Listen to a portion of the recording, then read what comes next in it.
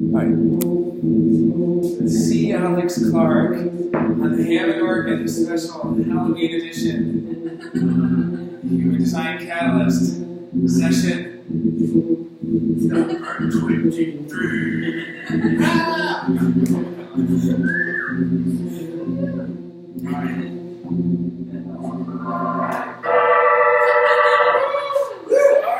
all for coming. We got a talk show here. So today we're talking about encounter. Encounter. What is an encounter? Has anyone here had encounters to start with?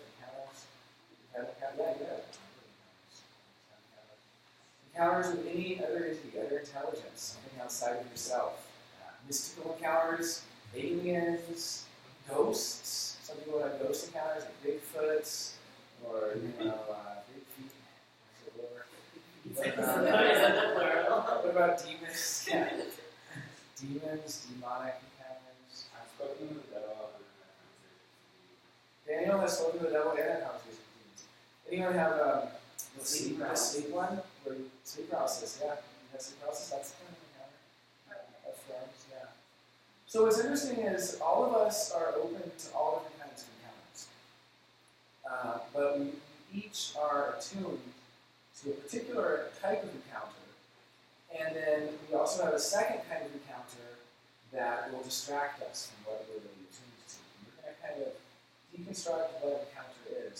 And this is what Ra, the messenger of human design, would call a gray course. Because the gray courses, things are not black and white. This takes a little bit of poetic imagination. And it can be, usually I would not talk about the gray stuff too much because it can put a lot of people off from human design. I try to keep it sort of practical, keep it sort of mechanics, but I decided to call this talk the mechanics of encounter, because we're going to actually try to get something practical from it, which can be hard when you're working with the gray material. Right? We're working with such a weird topic.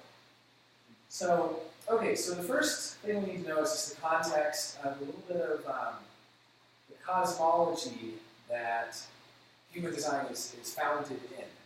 So for those of you who watched Ra's Encounter with the Voice, there's a man, Alan Robert Krakauer, who kind of went a little nuts, left behind his family, moved to Ibiza around 1983, actually. And then he was, he lived wild in Ibiza to the point where he was like living in a chair in a tree, and there was a woman who was very obviously crazy, who everyone in town knew was crazy, who was like sitting on the tree, didn't see him for a while, and then at one point looked up at him and he recalled the sense of relief that she had, that he was the crazy one. This is kind of like how far out he got. And after about 5 years of this, living kind of feral and doing LSD all the time, a lot of LSD. He was with John Miller, he was doing early experiments with ketamine. I mean, Ron did thousands and thousands of psychedelic trips. The way he got his name, incidentally, was that his name was Robert, middle name. His dad wanted to name him Alan after some family person. His mom wanted Robert. So he was Alan Robert. But he really liked the name Robert. He went by Robert. When he first moved to Ibiza, someone asked him his name. And when I say he moved to Ibiza, his family thought he was dead. So he wouldn't declare dead. He literally left and just fled the country to where he was declared dead. Because he was working in Toronto at that time as a music video creator. He worked with the young people. So, really interesting guy. Whole background. But anyway, he moves to Ibiza. Someone asks him his name, and he starts to say Robert, and he just stops after the first syllable. And that's how he got Rob. Later, he got Uru, who, if you watch his encounter with the voice, you'll see why. But in any case, he had this 7-day encounter that began with him coming home to his basically little hut that didn't have any electricity or anything. Welcome. And so, the light was on, and the light from the kerosene lamp, and he didn't have any kerosene. He didn't have any money, so he didn't have scavengers. And so he was like, "Why is this kerosene lamp on?" He opens the door, it goes in, and it's floating. And at that moment, his dog runs past him, which is also a feral dog. Anyway, his dog, Barley Baker, runs past him and then collapses on the ground as if it was shot by a shotgun blast. And then Ra himself collapses to the ground, and all of the water in his body leaves his body immediately to a huge pool, he feels like he's dying and has this near-death experience where he's in the most excruciating pain of his life. And he starts to hear a voice that sounds like a 140-year-old woman who chain smokes cigars. And he would later call her the mother in an initially voice. And his conclusion was ultimately that she was the design crystal bundle, which is essentially this consciousness of the earth. It's like the earth mother God's consciousness. So he has this encounter for about 7 days. The way it starts is that he's hearing this voice that is asking him if he's even ready to work. He has work to do. And anytime he tries to ignore it and tell himself that he's not completely insane and tries to push the voice away, he feels this pain. And then as I need some organ here for he feels the pain. And yeah. And then also really low rumbling, like the suspense. Yeah. And so what ends up happening is he continues listening to it, and the thing is, human design was like one of the 7 or 8 days of this experience. Human design was a tiny fragment of his download. Now, this download also coincided really interestingly with an astronomical event, which was the supernova of a star, the largest supernova of a star that we experienced. Yeah, exactly. It was, so the name's not coming to me, but it was something 87, I forget what it was, or 88. There was this star that went supernova. I used to know all the details behind it. And, it closely correlated. I mean, it wasn't exact, but it's interesting because it's the first time in Western recorded history of a supernova like this happening. We've had some mythological tales of that, but for those who don't know, a supernova is when a star dies. And when it dies, it emits, these so many neutrinos. Because stars always emit neutrinos, but for 45 minutes during the supernova, or when the supernova of that star reached Earth, it is still studied to this day. Everyone on Earth was flooded with so many more neutrinos. So the interesting thing about that is that we're constantly living in a sea of neutrinos. This is not mystical stuff. This is just astronomy. Basic astronomy is that these neutrinos are constantly penetrating our body. But for a period of time, it's the only time in really Western recorded history that we were all penetrated and saturated by thousands of times more neutrinos than we're used to. And so what's interesting is a lot of people, when they first encounter human design, are kind of like, oh, there's a weird familiarity to it. And it's almost as if the information coincided in some way. But I'll kind of do that inside. They said this would be a great course here. Okay, so this is getting into the grave. But be that as it may, however it was, whether it was the ravings of a lunatic or whether it was a true astronomical event that sort of brought this information on the neutrinos from the death of the star, however it is, Ra ended up having 7 or 8 days of this intense psychedelic mystical experience. And a very small amount of that was human design. The rest of it was the design of forms, the design of plants, the design of mammals, the design of reptiles and birds and fish, and the design of transauric forms like the penta, which we've studied in this class, and Wa, which are, pardon? Yeah, the dog the whole time, Barney Baker was completely motionless and dead, basically, and came back to life. And it's really intense. For those who want to, it's really interesting. For those who want to look into this, just watch Ra's and Course. But I'm kind of giving the context here because human design is based in this cosmology that emerged out of Encounter. It emerged out of Encounter with the sort of prime crystal bundle. And part of that encounter was the cosmology of what these crystals are. So it's really this whole cosmology around crystals of consciousness that cannot be measured in atomic matter. We have atomic matter. All the waterfalls and all the flesh and all the dirt and all the stuff and all the stars and fire and plasma and everything out there is atomic that we can measure. And yet it's 6% of what's out there. Maybe 10 or 15 at the most. There's different numbers. The rest of it's dark matter and dark energy. Right? And in that dark matter and dark energy is the immeasurable non-atomic universe, which nevertheless still exists. It doesn't exist in the Well, these crystals of consciousness exist in the non-atomic matter. And it's the neutrino that is the only thing that can transmit information between the non-atomic and the atomic. The neutrino interacts with both. It interacts with dark matter and dark energy also. So these crystals of consciousness, where do they come from? Well, our universe was formed in the Big Bang. And here, human design agrees with conventional astronomy. However, the Big Bang is also understood as the meeting, the collision of yin and yang crystals of dark matter. This collision, they shatter, and the crystals of consciousness have then been dispersed throughout this ever-expanding universe.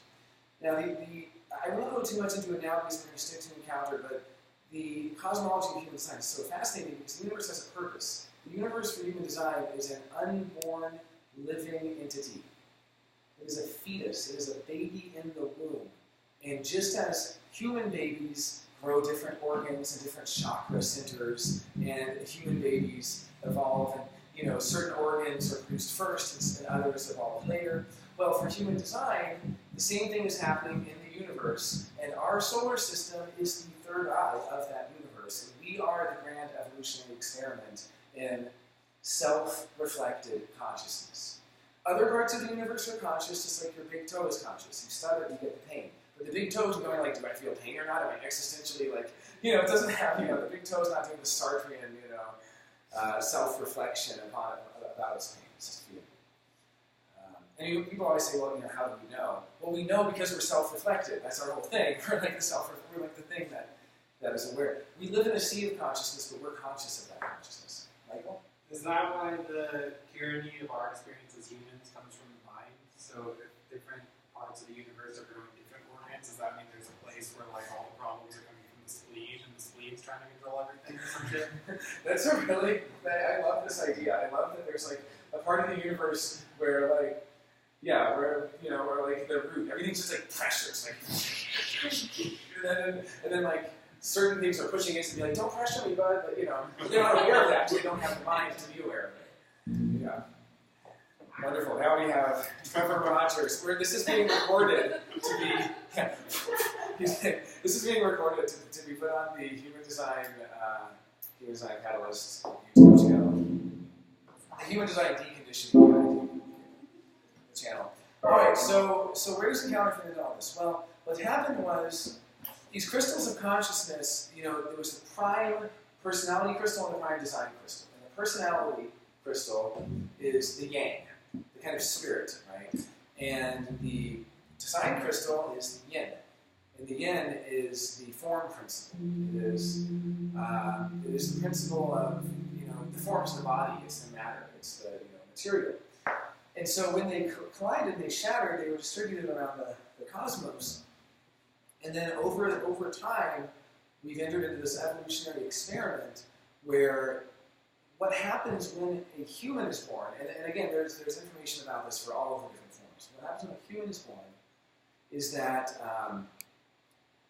at a certain point, about 6 months into the development of the fetus, about 3 months before the human is born, emerges from the womb, the design crystal enters the body. And that's called your design date. And I celebrate my design date just like my birth date. In fact, that's our kind of true birth date because that's when, not when our mind entered into the body, but that's when the intelligence of our body itself emerged. So this actually puts to rest all the questions of when is the fetus conscious? Well, it's not conscious until birth, but it is unconscious around 3 months before birth. So this kind of puts to rest a lot of those pro-life, pro-choice debates there. But in any case, it's about 6 months after the egg is fertilized that the design crystal enters into it, and then it's at the moment of birth that the personality crystal enters. And the personality crystal doesn't actually enter; it hovers above the head, which is why Rahman's wear a hat and joke that he was keeping his personality crystal warm. He was also bald. But in any case, the design crystal sits where the magnetic monopole is in the G center, and it's kept in a state of tension with the magnetic monopole. It's almost like the most beautiful love story. All they want is to be together. The design crystal, which is this fragment of the original yin crystal that collided with the Big Bang. And all it wants is to be together with the magnetic monopole, which is basically this guiding navigational element that we have here in our body. And It wants to be together, but it can't. It's being kept apart by what is essentially the life force. And in the moment of death, they bond together. They're actually consummated. And then the design crystal leaves the body immediately and through the root, through the perineum, and it rejoins. Yes, it is great. And it rejoins the prime design crystal bundle, which is this bundle of design crystals that is in the Earth's mantle. And then for about 72 hours, up to 72 hours after death, the personality crystal hangs around and you have the Bardo experience. And this is why it's advised to be designed not to be an organ donor and not to disturb the body for 72 hours after death, because you're having the Bardo experience. Okay, so what happens if the body is disturbed? Well, if that happens, then the personality crystal basically stops hovering or stops experiencing that body, and or I guess and it kind of gets lost. It kind of just enters and just starts filling up, and it's no longer able. See, because if you don't disturb the body, the personality crystal is able to be picked up by one of the 16 primary personality crystal bundles that exist in the Earth's atmosphere. What's fascinating about this is that while there's only one yin bundle, there's only one Mother Earth. There's only one bundle of consciousness for the entire Earth, which is the consciousness of the form. There are actually 16 competing bundles, the prime bundles anyway, for the mind. And these 16 competing bundles have different names. They're identified by different godheads. You can even divide within them. And you can basically find all of the competing religions of the world represented. They're all fighting for your mind. It's this big battle for your mind. But, Mother Earth doesn't care about your mind. Mother Earth only cares about the body, the health of the body, which is why, so C had mentioned, asked if we talk about dreams. I don't think we're going to go into dreams as much, but you can have personality dreams, you can have design dreams. And your personality dream is a dream that's basically trying to convince you to trust your mind more. Like, don't follow your strategy and authority. Oh, you're a generator? Don't follow your you're emotional? Don't wait for emotional clarity. Just, just seducing you with promises for the mind. And the design dreams are those dreams that actually modify your biochemistry. So, for instance, a wet dream is a design dream. It's the form crystals saying basically we need to calibrate this body. This body is sexually depressed. We need to, have an orgasm. Pardon? How do we determine design dreams? How would we determine it's a design dream? Well, there's a whole science behind this, or a mechanics of it, I guess I should say, which we'll have to go into. But there's particular gates that are related to it. So, like a flying dream is typically a personality dream, but like a wet dream would be a design dream. And there's a whole classification system. It relates them to the different gates of each chain.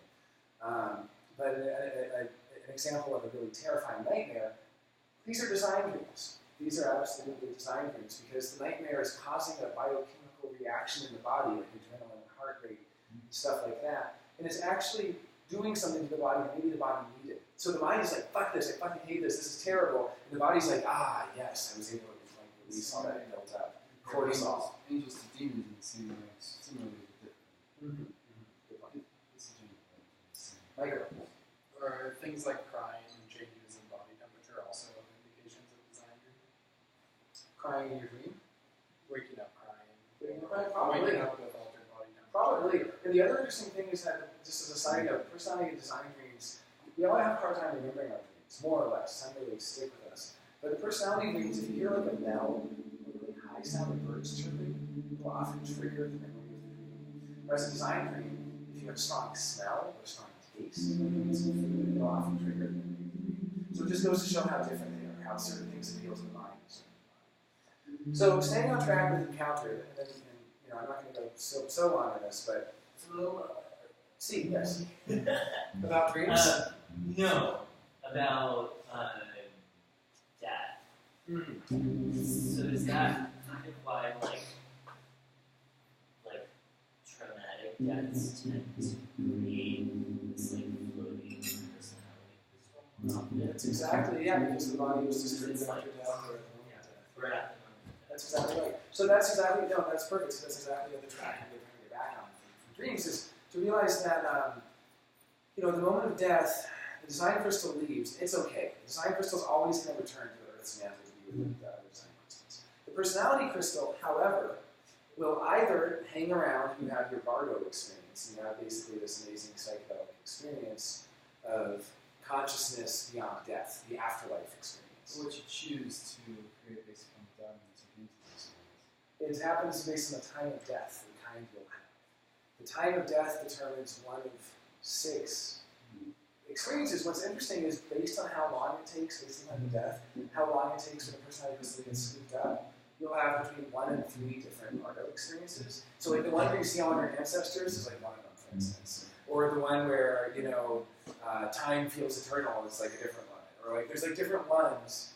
And not everybody, in one life, most of it actually has 3 out of the 6 possible experiences. But there's a whole aspect of that. Would you postulate that there are no truth-drawing interpretations? I would say the debate about truth is more of a. As far as this personal experience with talking about. Oh, you've got it. Oh, near death. Yeah, I was there for 12 minutes and I stayed at home from.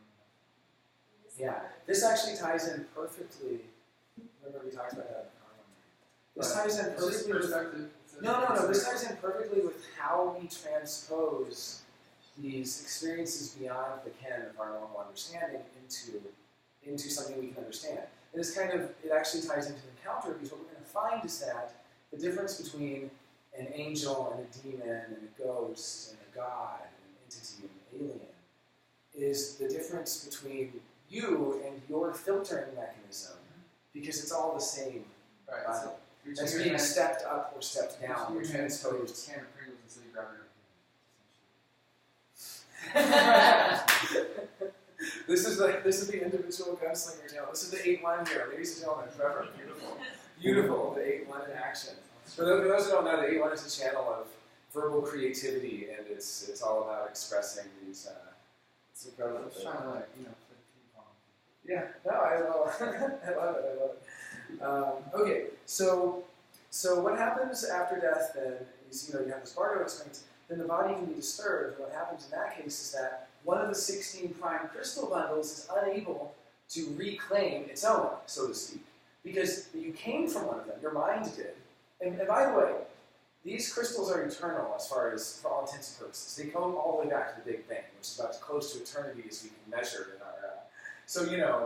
If people who say like, you're an old soul or a young soul, these things might have some meaning in a certain way, but maybe you had a lot of incarnations as a human or something. But the crystal the design crystal on a dog or the design crystal on an ant is the same as the design crystal on a human. These are just eternal crystals that are reused again and again.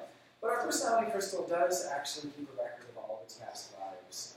But the thing is, you only get you only get future lives if it's scooped back up. So in the old days, there were actually a lot less encounters and a lot more reincarnation, because a lot of people just died and just left in their natural state on death.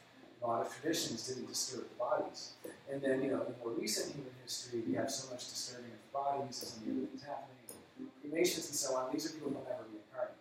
Not that you have any necessary consciousness of reincarnation, so it's kind of a moot point. But in the rave cosmology, it's still better to reincarnate, because all of the personality crystals that do reincarnate are basically collecting information for an ultimate purpose, which is later in our evolution. And so it kind of goes against the evolutionary purpose, for what it's worth. Not that it really affects you. Going from the 5 centimeters. Yeah, it's the same personality crystal that was in 5 centimeters, absolutely. But then if you die and are immediately cremated or an organ donor or something, that's your last incarnation. It doesn't affect you, you're dead at that point. Although it does affect you insofar as you don't get your Bardo experience. So I was talking to some organ donors the other day, and they were saying how selfish it seemed. I was kind of joking about, I'm being selfish because I want to get my afterlife experience. I want to be interrupted by some, all that shit. Sorry, anyway, it's a little bit morbid, but hey, it's Halloween. So, so personality crystals. So personality crystals, in any case, if you are buzzsawed into pieces and stuff after your death, then what happens to the personality crystal? It just floats around. But it doesn't stay floating around on its own. It eventually gets kind of magnetically drawn into what we call rogue crystal bundles.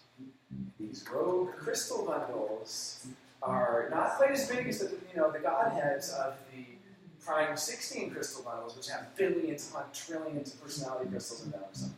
Maybe not, actually not that. Think about it, but how many people have been alive in someone?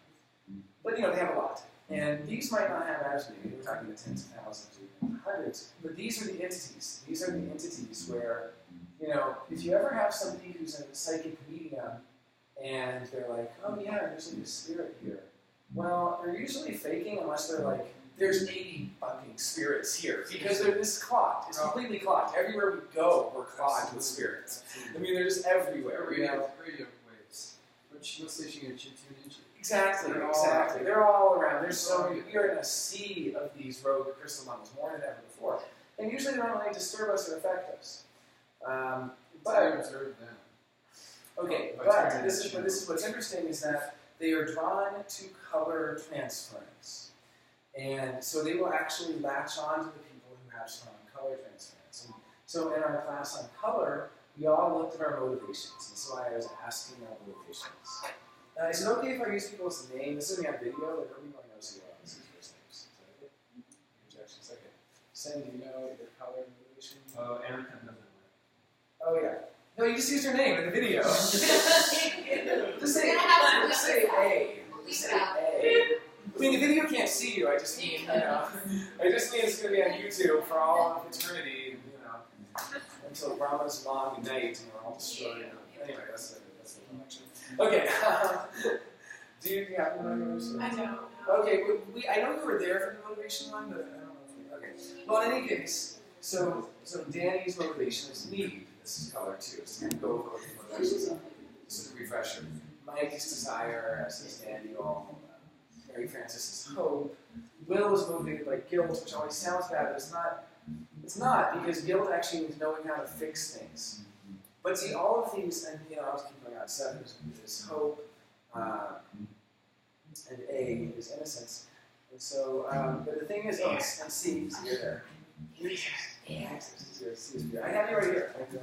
Okay. So, but the thing is, none of us are actually accessing. Oh, and then Trevor is innocence, of course.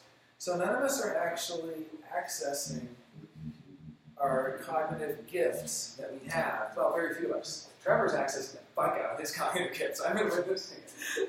It's weird. But but it only happens when you're not transferred. So I'm not going to ask you. I love talking about it. If it's okay, if it's okay to use an example. So for Trevor, his correct motivation is innocence. Innocence has no motivation. It's the antithesis of motivation. It's moving through life in a way with no expectations, with no goals, with no plans, with no ambitions. But it's because all those things get in the way of truly observing. So I don't ask Trevor, what are your plans? Where are you going to see yourself in 5 years? Oh, what are you working on? I ask Trevor, what have you been observing lately? Yeah. And he tells me, and it's incredible, and it's pure, and it's not adulterated. My girlfriend asked me, do you see this temporary relationship? And I was like, I didn't want to say, everything's temporary. Yes, it is. But just a reminder. But some people's truth is found over time. Some people's truth is found in the now. But it's the same thing if you think about it, because if I'm in a committed relationship and I'm with you now, there's not going to be a future without a now. So of course I consider this of course this isn't temporary. If you look at it like that, because we're here now. She bought that. and because the more you don't allow yourself to be tempted with the mental temptation to have the ambition and desire and so on, the more you're able to truly see. Desire is my one. It's the opposite. It's the opposite. So for me, I'm desire, and Mike is desire, Daniel's desire. Our opposite is innocence, and so we get pulled into, I don't really need to be involved. The worst people for us are the ones that say, don't worry about it, don't bother, it's okay, everything's fine, don't get involved, it's not your problem. Those people are poison for us, they're toxic poison.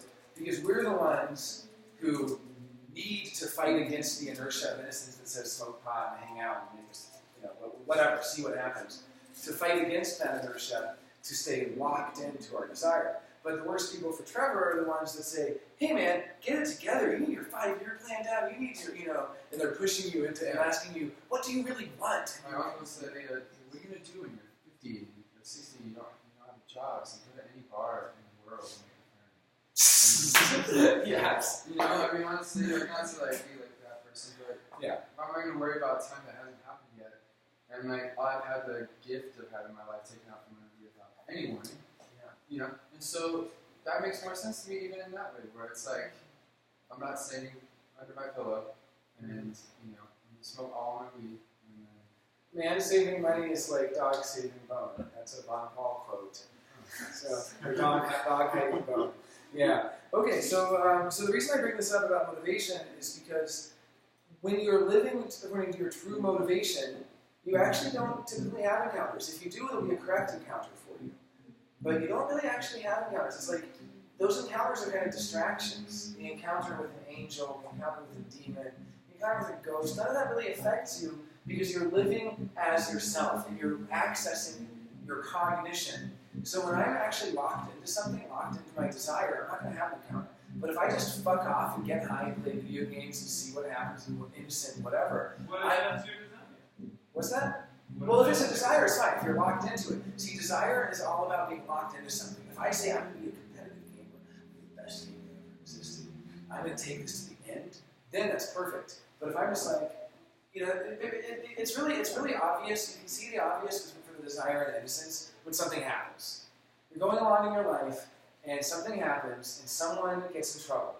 And us desire people, if it's related to us or if it's correct for us, we are supposed to basically jump in there and get it all on track again and realign it. And we're like motivational speakers. But there's part of us that goes, why bother? Don't get involved. Stay out of it. It's not your business. And similarly, for the innocent people out there, there's a part of them that's saying, just get what you want, make it happen, do it, follow your desire, follow your ambition. Your dreams will come true if you stay locked into it. And it's not true. This is not their dream cognition. They need to be open to anything that can happen. right, because if you say this is what I want, then you just like took all like chance. Yeah, and so for you, that's poison. For me, that's actually so important. You know, as desire people, we need to eliminate all that. But if you have a compass on like not necessarily where you want to be or who you want to be, but how you want to be, right? How I want to be. That will take care of all the things that you want. Because if you know how you want to be, then the things that into that will like along the path. And for an innocent person, then that and everything does fall into place. For a desire person, that's kind of like, so that's what I'm saying is that, so, but anyway, in staying with my desire, we need to stay with encounter, because again, I'm going to remain locked into this, I'm not going to give up on it. And so basically what I'm going to say is that the more you're drawn away, the more you're transferred from your true motivation, the more you're open to encounter. And you're actually open to a very particular kind of encounter. All of us can experience all of the different types of encounter. But we have one that we tend to be most fascinated by, most drawn to.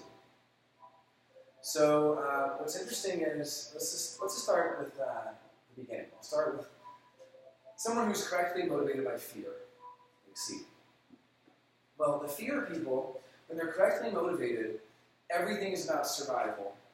Everything is about how am I going to make it work? How am I going to do it? You know, a good question to ask C is, well, how are you going to do that? You know, because that's what strikes fear into your heart. It's a good fear. It's a healthy fear that makes you worry you don't know how to do it. And that's a fear that leads to intelligence. But if C is being transferred into need, well, need is the opposite of fear. This is trying to meet everybody's needs all the time. You know, if I ask C, like, hey, I really need this from you, or, you know, what do you think Santa Fe needs? That's not a question for C to answer. It's how are you going to make it work, right? Not, you know, someone who truly is need, like Danny, is like, well, does the world actually need another one of those? That's a great question to ask you, because you'd be like, yes, it's exactly what they need. Or, no, the world doesn't need that. People don't need that. I'm making something that doesn't have any value, right? And that'll align you to what you should be making and what you should be doing, just from those needs. Okay, so using C as the example, starting with fear. Fear is actually related to angels. That sounds weird. But the kind of encounter you would have with an angel is one that appeases your fear. It relates to fear because it's basically, it's the fear that wants the angel to come in and save the day. And the transfer of fear to need is to God's. And so I know it's getting very abstract, so it would be great. So for C, if C became really, really, really unbalanced and really deep into the transfer of needs, so far into that transference that you had no. Been there, baby.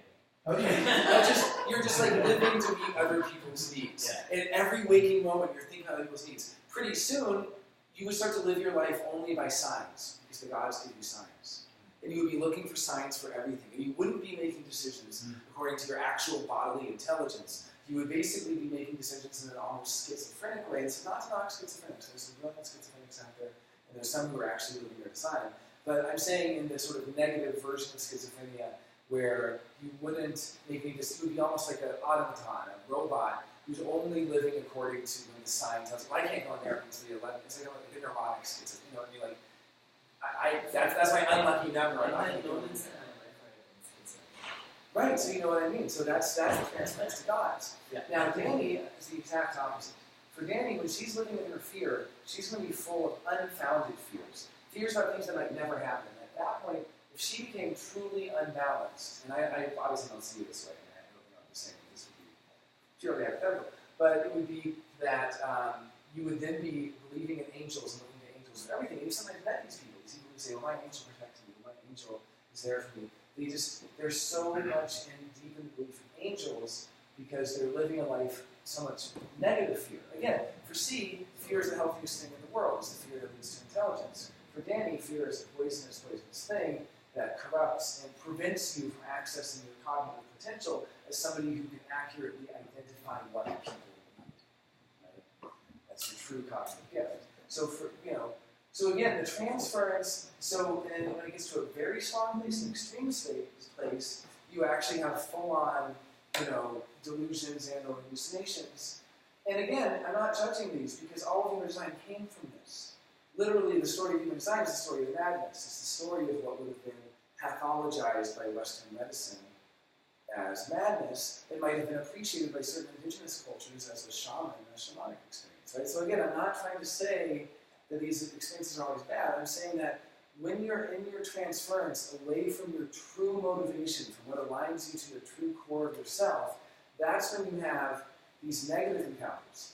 So I'll give another example really quick. Yes, please. So you can transfer to any of the other five, actually. This is just the main one. So you're most likely. Yes, but you can experience all of it. It's absolutely true. And for people that are color 4 lead, they're actually going to, because the fourth color is inherently unstable, it's going to actually move between them all. I want to wrap it up because I don't want to bore people. But there's a few more examples just so you can see what I'm talking about. Let's go through all 6. Yeah, we're through. Okay, so we already started with angels. No, that's great. So we did angels. So angels are essentially, people who should be motivated by need, but are so deep in their fear that they're afraid of everything. They're really unhealthy. They're obsessed, right? They have an obsession with their fear. Those people are going to start to be open to experiences with angels. So we get to the next one. We get to demons. Demons are the second color. And what's interesting about demons are related to hope. So what? Okay, but again, so Mary Frances here is motivated by hope. You don't have any problem with demons. Demons are your threat. We talked about this. The message is like solid demon. Because, I've seen demons. Right, we can all experience all of them. Right, Yeah. and it's the more you see it, then you're like, oh, cool, I saw it, and then it fills you. And this is also because you're aligned to your innocence, which is the observer of everything, right? So it's really good because you're able to see and then be seen and then experience this. And you have power.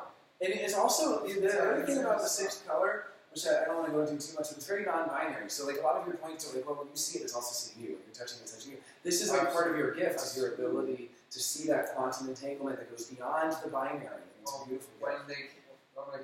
This is a makeup story. When they saw me, I just thought with the string that we had between each other, we're all made of the same stuff, right? So I thought. And they're like, hey! Because it was like, that was Get it! Finally, some motherfucker Right. gets it. But again, the sixth line is to observe or to be observed, purely. Mm-hmm.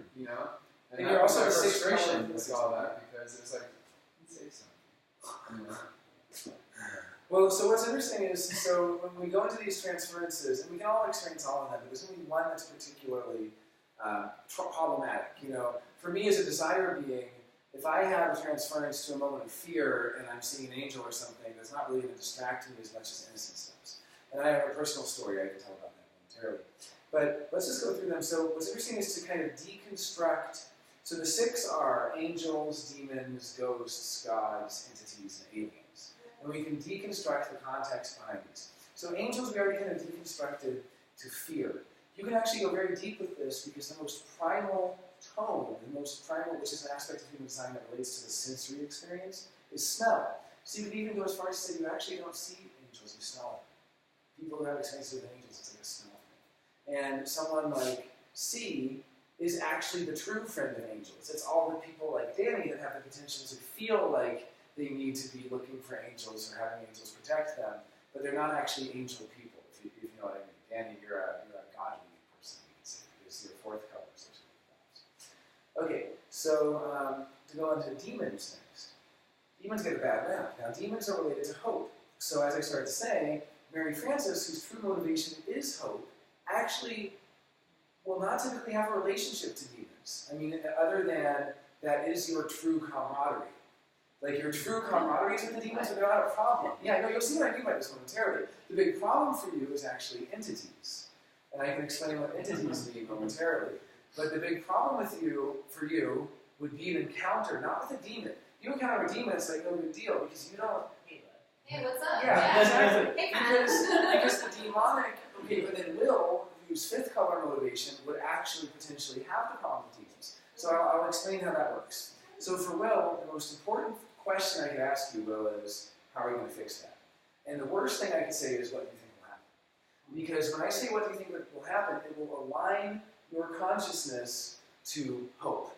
Well, I hope this happens. Well, I hope that doesn't. I hope I can get, a new guitar. I hope that person, can improve their life and learn to not be such stealing shitbags. Or it can fill with the hope for what will happen in the future.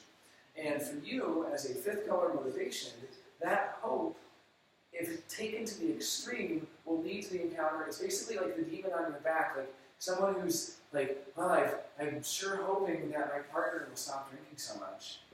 Well, your partner hits you. Well, yeah, but I hope he gets his stuff together, or whatever. You can see how the demon, or even someone who has a drinking problem, as an example. Yeah, all the demons are up on. It's like the demons on the shoulder. It's like the monkey on the shoulder. It's all over the back, whatever it is. My professor said if you can't handle your liquor and you don't remember your dreams, you shouldn't be that person. Well, there you go. But in any case, so demons are related to hope, which seems like a really weird one, but it's actually the hope demon. It's hoping things will change, and it's pulling you away from your true cognitive gift. Will has an incredible cognitive gift, which is to know immediately exactly what to do to fix something or change that situation. To know exactly what, it's kind of like that AA thing about, or the words prayer thing, I don't know what it is, it's some kind of, give me the power to know what I can and can't That's change. serenity. Okay, I don't know what it is. That's the thing. I'm a form principle person. I'm not a personality person. I don't know. But it's to know what I can and can't change. So that's what guilt is all about. It's taking personal responsibility and saying, this is my responsibility and that isn't. This I can change and that I can't. This is in my control, that's out of my control. And I'm not going to hope that things will take care of themselves. Now, for Mary Frances, it's the exact opposite. For Mary Frances, the problem is going to be that you're constantly meddling, trying to fix stuff, making it worse by saying, I need to do this. I'm going to fix it. I got to take action immediately. I'm going to go there. I'm going to tell them that they need to do blah, blah, blah. No. Instead, Mary Frances has an incredible cognitive gift, which is the gift to know what will and won't change. Mary Frances could open a natural wine bar on the edge of town, and everyone's like, "You're crazy. There's no demand for it here." And how can you think? And you're like, well, it's growing. It's like knowing trends. It's like hoping for the right things. Like aligning yourself to the hope that things are going to change in the way that your intuition tells you they will. Okay, and then these are the last pair. And this has been kind of a long talk, so I'm going to kind of wrap it up. No, but that's serenity. But no, that's not for you. That's the guilt people. For you, it's like anything is possible. It's like no, it's the exact opposite. That was your See, that's what's funny. because Will's like, that prayer is bullshit, and then Mary Frances is like, I'm only going to fix the stuff that I can fix. I'm like, no, don't fix anything ever. Like, don't even try to fix it. You're not a fixer. Just like sit by the river and like think about what you think's going to change or not. Okay, because you can see hope has a connection to innocence. They're very similar. The last ones are desire and innocence. Desire is ghosts, and innocence is aliens. Now, what's the difference in this? So, someone like Trevor or A, who have innocence, if they're in their transference, they're going to be full of regret. These are the ghosts of regret that haunt you. And again, I'm using these metaphorically, but these become literal. If you go that deep into your transference, you actually do start to have these ghost encounters. You actually do have paranormal experience. If I was laying in the field meditating and regretting things, that would be a coincidence. That's what happened. Well, the more you regret, the more you're in your transference, and also the more you're haunted by the ghost, right? Mm-hmm. And the thing about us desire people, we have the ability to access our true cognitive gift of understanding that the sequence of our lives is an unbroken chain of events, and to even change a single link in that chain would irrevocably change everything. So even all the mistakes we make, we can come to peace with. And that's a great power that the desire people have, and that's why we can do what I'm doing right now, which is orating and kind of doing the preaching thing. Because us desire people are real preachers. We're preachers, we're leaders, we're meant to kind of get up there. And it's so funny because most of the leaders we have in this world are innocent people. They're innocent ones who are in their deep transference. And they're haunted by the ghosts. Now, for us, what we get haunted by, the desire people, me, Mike, and Daniel, are aliens. It's not like haunted, it's more like curious or fascinated and wondering. We start to get enthralled and hypnotized into this transference of the weird and the spooky and the otherworldly and the alien. And so you can see how the desire people, that's all a distraction. Like, it's almost like this morbid curiosity that doesn't really have, we're not locked into anything. Our problem at that point is we're not locked in. Like, a desire person needs to be locked in. And we need to be locked into our goal. And like every waking moment, like tunnel vision on our goal. And instead, we're kind of like, I'm just exploring the mysteries of the cosmos, and I'm going to like create something that's so otherworldly and different. It's the alien. And I'm going to close on a story that I have from a dream that I had. And it was so fascinating. So I was getting really into human design, getting very deep into it. When you start really into human design, you actually have this almost battle internally between your mind and your body, where your body is going, whatever it's doing. In my case, I'm a generator, so it's starting to kind of wake up and make these sounds that I start to notice. And someone's like, hey, do you want to come over and have lunch? And I'm like, yeah, let's do it. And then my body's like, and I'm starting to realize, wow, my mind has been calling the shots. My mind is like, say yes to this person because you'll hurt their feelings if you don't. And my body's like, And so I start to go through this, and then I have this really intense dream. And it was right when I was in the deepest of it, and it was a personality dream. Because the personality dreams are effectively trying to get you to stop doing human design. I'm not even kidding. It's like your own mind is like giving you dreams to try to convince you it's all bullshit. I'm not even joking about this one. That's all the light realm. That's the light realm, exactly. Promises of beauty. So what ends up happening in this dream is, I have this dream, and the dream is that I'm given access to this incredible tome, this tome of like amazing information. And it's like I'm going through these books, like the Book of Secrets, and I'm being given this Book of Secrets. I'm looking through it, and I'm finding all the secrets. And I remember I wrote down what the word was, but I even find this special, like, sacred word. And it's over these different characters, and I'm seeing, one of the characters, for instance, is, they're each in polarities. And I see this polarity of, like, Star Wars, like Luke Skywalker and Darth Vader. Then I get to X-Files, and it's Mulder and Scully. And this is mine. This is my true polarity. I'm looking at them and reading about them. I see, like, their real names, and I see a special name over it. And it's this very sacred, incredible thing, and I start to realize that, wow, the actual truth is this, like, otherworldly, like, alien intelligence, and it feels so alien weird. Then immediately after that, I have this, in the same dream, basically, someone sent me something, and they go, hey, so did you know that Ma Uhu was, like, a gym personal fitness trainer?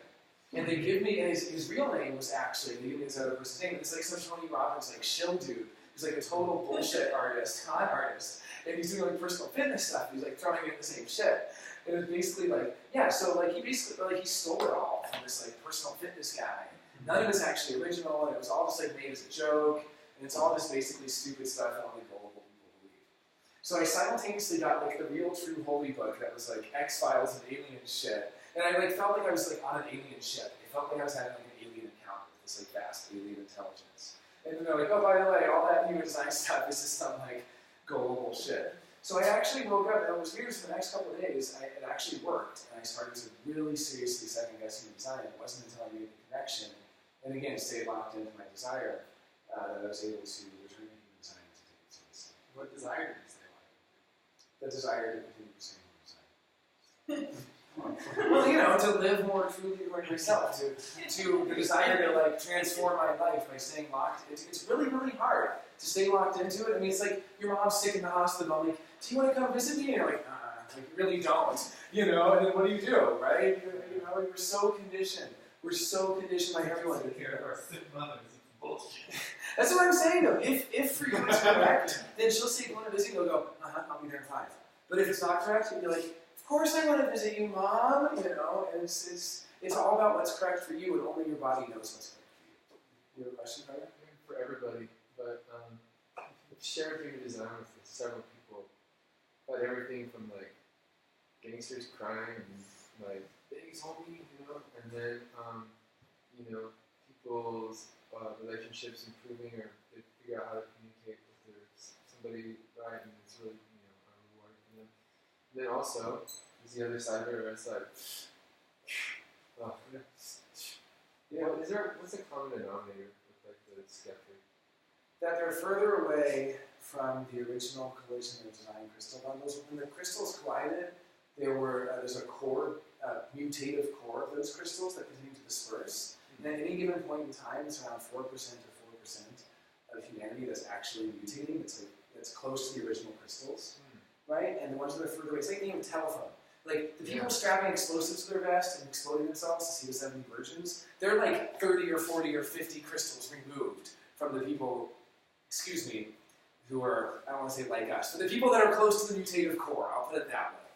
And so if you're close to that mutative core, you're kind of getting the direct transmission. And other people are getting like a Xerox of a Xerox of a Xerox of a Xerox passed along this game of telephone.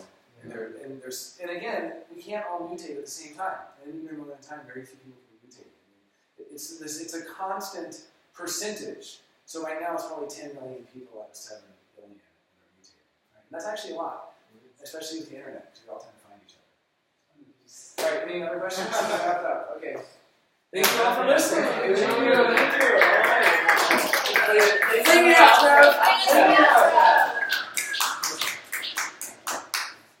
Oh, you turned it off. Oh, okay. Okay. It's okay. Okay, it's okay. I got you at Mark's house. Jonah, did you see that was an owl there? No, I That didn't. you just held up? Oh! Yeah. Thank you. Thank you. All right. The star that this corresponds to is perfect. I'm doing this. Just thinking. Hi, Grace. Decaffeinated. Is the star? Yeah. It's actually technically right there. It's the third eye. No, okay.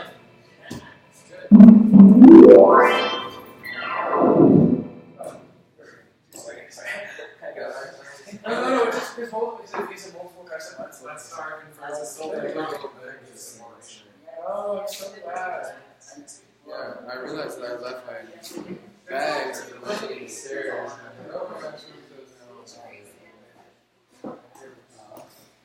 Yeah, but this particular. I'm just saying, the particular